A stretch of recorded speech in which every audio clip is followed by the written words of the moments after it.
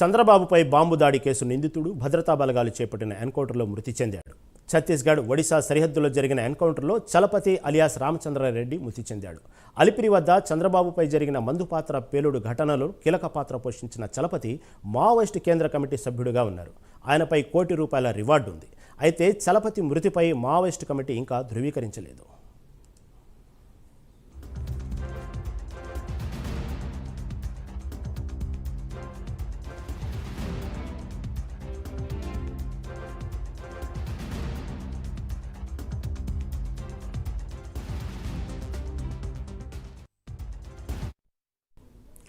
మావోయిస్టుల ఏరివేత లక్ష్యంగా అంతరాష్ట్ర సరిహద్దు జిల్లాలైన గరియాబంద్, నౌపాడ్లో ఛత్తీస్గఢ్, ఒడిశా పోలీసులు, సిఆర్పీఎఫ్ సిబ్బంది కలిసి ప్రత్యేక ఆపరేషన్ నిర్వహిస్తున్నారు. ఈ క్రమంలో జరిగిన ఎన్కౌంటర్లో నిన్న 2 మావోయిస్టులు మృతి చెందగా తర్వాత కూడా కొనసాగుతున్న ఆపరేషన్లో మరో 18 మంది ప్రాణాలు కోల్పోయారు. ఈ ఎదురుకాల్పుల్లో మావోయిస్టు కీలక నేతలు మృతి చెందారు. వారిలో కేంద్ర కమిటీ సభ్యులు చలపతి అలియాస్ రామచంద్రారెడ్డితో పాటు మనోజు, స్పెషల్ జోనల్ కమిటీ సభ్యుడు గుడ్డు ఉన్నారు. దీని మీద మరింత సమాచారం ఏపీ ఇన్పుట్ ఎడిటర్ టీవీరావు అందిస్తారు.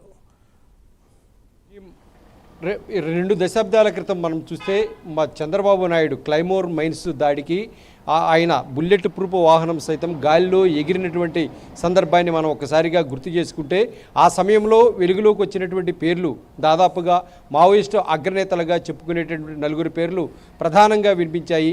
మల్లోజుల కోటేశ్వరరావు, గణపతి, చలపతి అనే పేర్లతో పాటుగా హరగోపాల్, ఈ పేర్లన్నీ కూడా అప్పుడు పెద్ద ఎత్తున వినిపించాయి.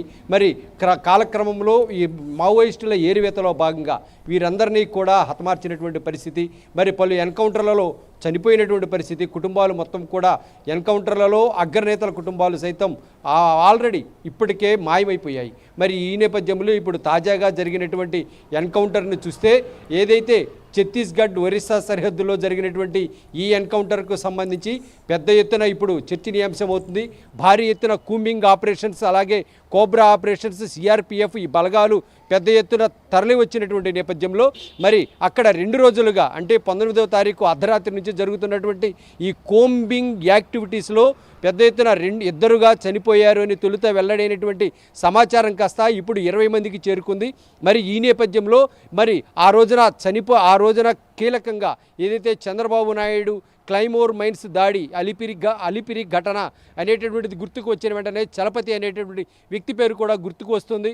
మరి ఆయన కూడా ఈ ఎన్కౌంటర్లో దుర్మరణం పాలయ్యారనేటటువంటిది తాజా సమాచారం. మరి ఇందుకు సంబంధించి పోలీసులు అయితేనేమి, ఇంటెలిజెన్సీ వర్గాలు అయితేనేమి వీరందరూ కూడా ఈ సమాచారాన్ని కూలంకషంగా వెల్లడించారు.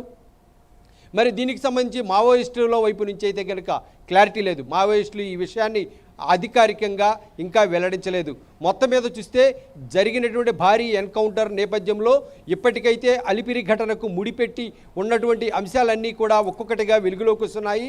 అప్పట్లో చలపతి అలియాస్ హరగోపాల్ ఎంత పెద్ద ఎత్తున దీన్ని చాలా క్రియాశీలకంగా ఇందులో బాంబులో అమర్చి క్లైమోర్ మైన్స్ దాడి చేశారు అలిపిరి వద్ద.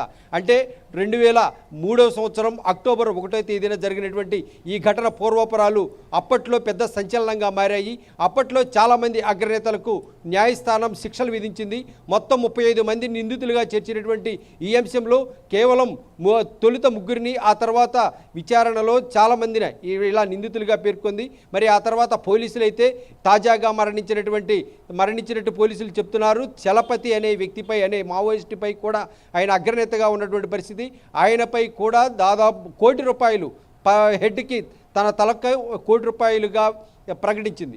మరి ఈ నేపథ్యంలో జరిగినటువంటి పరిణామాలన్నింటినీ కూడా 2 దశాబ్దాలుగా చూస్తున్నప్పుడు పలు మావోయిస్టులు జరిపినటువంటి ఎన్కౌంటర్లు అయితేనేమి, ఘటనలు అయితేనేమి, ఈ కూంబింగ్ ఆపరేషన్లలో కీలకంగా వ్యవహరించినటువంటి చలపతి ఇప్పటికైతే కనుక చనిపోయారనేటటువంటిది దాదాపుగా రూఢి అయిపోయినటువంటి అంశం. ఇందుకు సంబంధించినటువంటి మృతదేహాలకు సంబంధించిన ఫోటోలు కూడా వెలుగులోకి వచ్చాయి. మరి ఇంకా ఈ కూంబింగ్ ఆపరేషన్ కొనసాగుతోంది. మరి దీనికి సంబంధించి దేశవ్యాప్తంగా కూడా ఈ ఆపరేషన్ ఏదైతే ఈ ఎన్కౌంటర్కి సంబంధించినటువంటి సమాచారం దేశవ్యాప్తంగా సంచలనంగా మారింది. మొత్తం మీద చూస్తే ఇదే అంశానికి సంబంధించి అమిత్ షా కూడా దీనిపై స్పందించారు. ఇది భారత అంటే మావోయిస్టులు లేని ఇండియాగా చూడబోతున్నామనేటటువంటిది ఆయన హర్షం వ్యక్తం చేసినటువంటి పరిస్థితి. భవిష్యత్తులో ఏ అసాంఘిక శక్తులను కూడా ఉపేక్షించేది లేదు. భారతదేశానికి ఎవరు హాని తలపెడుతున్నారన్నా కూడా, హింసను ప్రేరేపించేవారన్నా కూడా వారిని వదిలిపెట్టబోమని చెప్పటమే కాకుండా ఈ కూంబింగ్ ఆపరేషన్లోనైతేనేమి, ఈ ఎన్కౌంటర్లో పాల్గొన్నటువంటి పోలీసులందరినీ కూడా అమిత్ షా దేశం మొత్తం మీద ఇది ఒక పెద్ద ఘటనగా ఆయన చెప్పుకోవడం జరిగింది. అమిత్ షా అయితే ఏకంగా వీరినందరినీ కూడా అభినందించినటువంటి పరిస్థితి. మొత్తం మీద ఏది ఏమైనా నాడు జరిగినటువంటి 2.5 దశాబ్దాల క్రితం జరిగినటువంటి ఘటనలో కీలక సూత్రధారి పాత్రధారిగా ఉన్నటువంటి చలపతి ఈ రోజున మావోయిస్టు ఎన్కౌంటర్లలో మృతి చెందినటువంటి సమాచారం వెలుగులోకి వచ్చిన నేపథ్యంలో దాదాపుగా ఆ రోజున పార్టిసిపేట్ చేసినటువంటి అగ్రనేతల్లో అందరూ కూడా దాదాపుగా మృతి చెందారు. మావోయిస్టులంతా కూడా మృతి చెందారనేటటువంటిది తాజాగా సమాచారం వెల్లడవుతున్నటువంటి అంశం ఇక్కడ మనం గమనించాలి. Rahim, right, thank you for your updates.